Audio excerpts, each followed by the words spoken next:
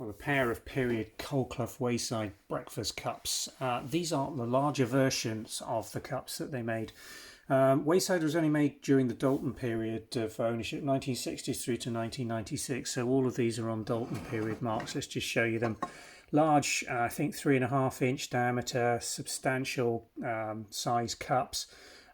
Just under 4 inches tall, I think, from memory, on a little short pedestal foot. Gilt decoration around either side of the loop handle and on the outer side. There is a moderate degree, just some little bit of thinning and wear on the rims of these, as you can see on that video. Okay, so do be aware of that. They're not absolutely in perfect cabinet condition, unfortunately.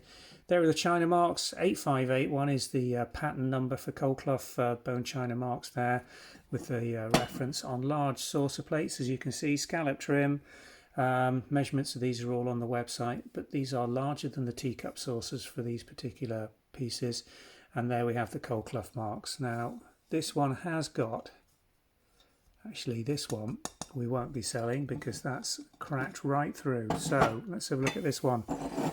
It's always worth checking these in the light box to make sure they're in good condition. This one is fine, got a nice ring to it. So just one of these going on sale, unfortunately, with a spare large